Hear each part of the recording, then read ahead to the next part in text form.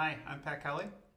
Okay, in this problem, this is what they're asking us to do. If you focus first on the integral, a definite integral, they want us to approximate that. And they want us to approximate it to within this error margin, right? We've seen that remainder type statement before.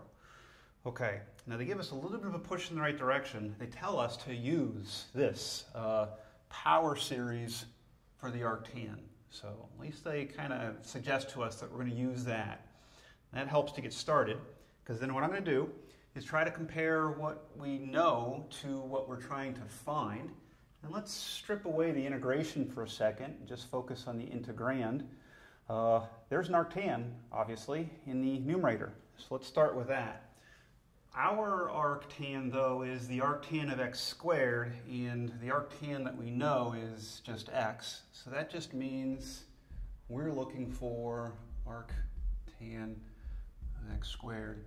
We are looking for this function, but with an argument of x squared. That's all. And so that means I take this argument of x squared and put it into the infinite series.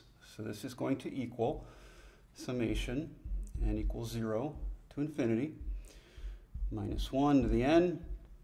All right, let's do a little bit of algebra in our heads. If we take x squared and plug it in for x here, you're going to have x squared raised to the 2n plus 1 power. And you multiply powers, so that's going to be x raised to the 4n plus 2 divided by that same denominator, 2n plus 1.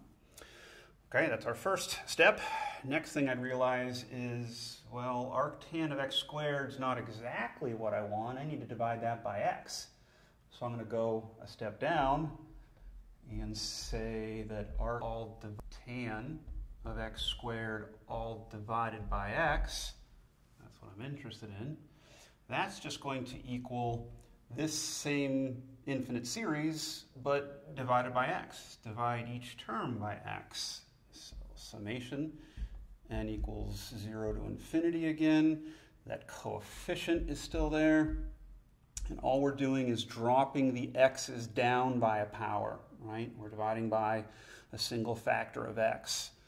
So this will be x raised to the 4n plus 1 power, still divided by 2n plus 1. Okay, that gets us closer, but we've got to take another step, because this then just kind of gave us an alternate version of what's inside my integral. Now you want to do the integral. You want to do the integration. So I'll go down another step and talk about the integral of arctan of x squared over x dx. And in order to rewrite that, I'm looking to integrate this step, right? We've been doing some integration of our power series. So I'm going to try to integrate this series, which is always going to be, let me pause for a second, because typically when I do an integral of a power series, I'll start with c plus, right? That constant integration. If you don't mind, I'm not going to write it, because we're actually going to end up doing a definite integral. So they would subtract out anyway, right, the values of c. So let's just jump right to the summation of. I don't need that constant of integration. I still have n equals 0 to infinity. The coefficient is still there. Doesn't change during integration. And what changes during integration is our x to a power. We got to bump it up a power and then divide by that number. So I'm going to have x raised to the 4n plus 2 power and divide by 4n plus 2. And still multiply that denominator by what was down there, the 2n plus 1. Fun with algebra, I think. And I'm actually going to have just a little bit more fun. If I push one step over here, I'm going to do a quick kind of cleanup, definitely not required, but what I'm noticing is these two parentheses look fairly similar. If I factor a 2 out of the first parentheses, then they end up becoming the same. And I'll just have a factor of 2 out in front. So again, not required, but this will make it a little bit easier on my eyes for when we go to work with this expression in our next couple steps. So I still have my negative 1 raised to the n I still have my x raised to the 4n plus 2 in the numerator. Factoring a 2 out of there, I then have 2n plus 1, as I mentioned, the same as what's in this set of parentheses, so we square the parentheses. Okay, here's where we're at then. Is this summation, this series, replaces our integration.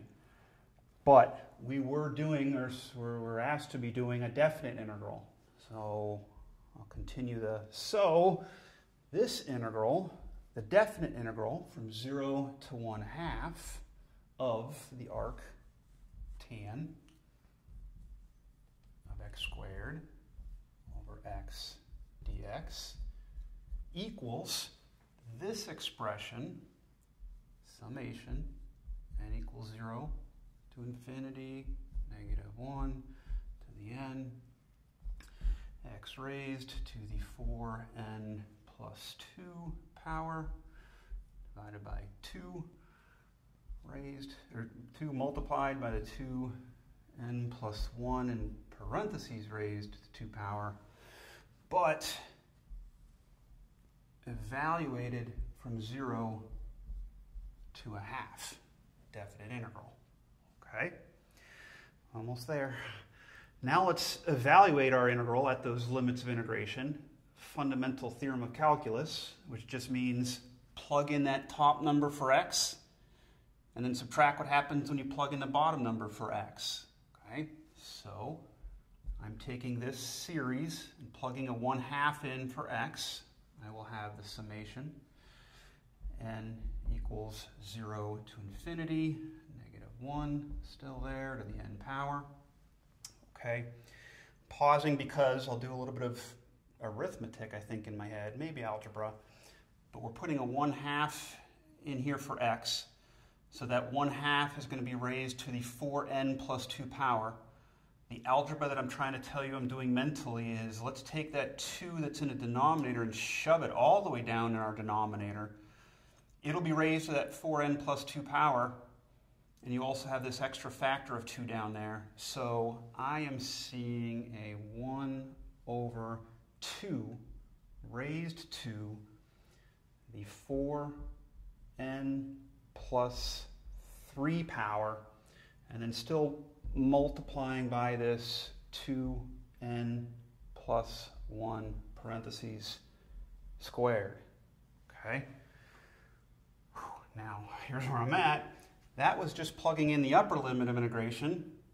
Subtract what happens when you plug in the lower limit of integration, and we can be thankful where we can. It's nice when they give us a 0.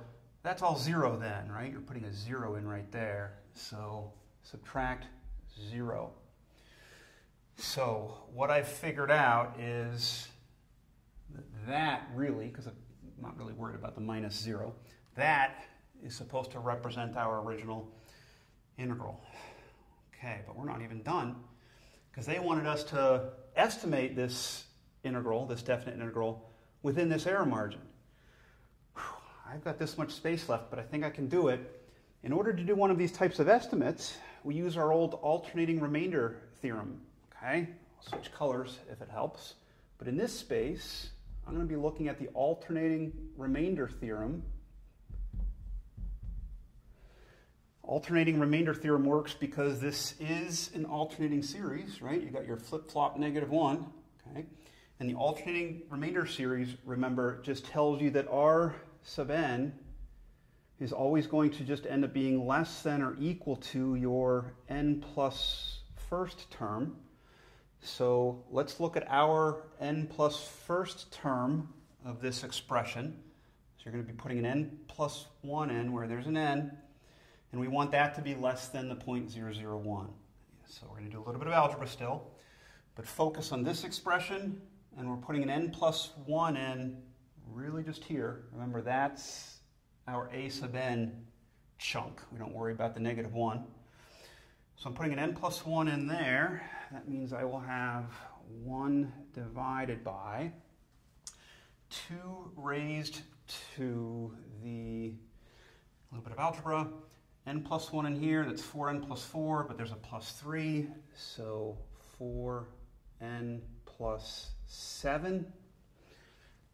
And then here inside the parentheses, we're putting in an n plus 1, so 2n plus 2, but then a plus 1, 2n plus 3, and that was squared, right? And what we want is for that to be less than or equal to that 0.001. This is what we want. Still with me, I hope. Really, maybe one more step, maybe two. I'm going to take an extra step here just because I like things, if I flip them around, if I reciprocate them, I like to look for things getting bigger rather than smaller. You don't need to do this step, but this is a pretty easy reciprocation. 2 raised to the 4n plus 7 power times parentheses 2n plus 3 to the 2 power. Reciprocation would change the direction, and this is 1/1000th, so you reciprocate it and get 1,000. And either way, like I said, you didn't need to do that step, but either way, in either one of these inequalities, you're looking for an n that makes it true. Whew. Now, here's the funny part. You've done problems like this before. If you remember, it's kind of like guess and check. You pick a value for n, and you see if it makes it true. If your choice doesn't make it true, try a different choice. Go up a little higher. I mentioned that this is funny. Maybe you won't agree with me, but let's try n equals 1. So I grab my calculator, and I'm going to plug a 1 in for n here. So, well, that's just 2 raised to the, plugging 1 in 11th power, and multiply by, plugging a 1 in here, 5 squared. It's 25. You know what you get? I'll tell you what you get.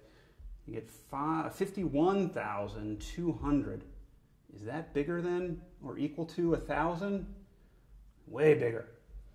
So the point is, your very first term in this series already gives you an estimate that's well, very, very, very well within that error margin they wanted. So you only need one term, n equals 0. Let's see if I can find my series here. n equals 0. Plugged in right there, will estimate the original definite integral within an error margin of actually way less than 0.001. That's what they wanted us to do.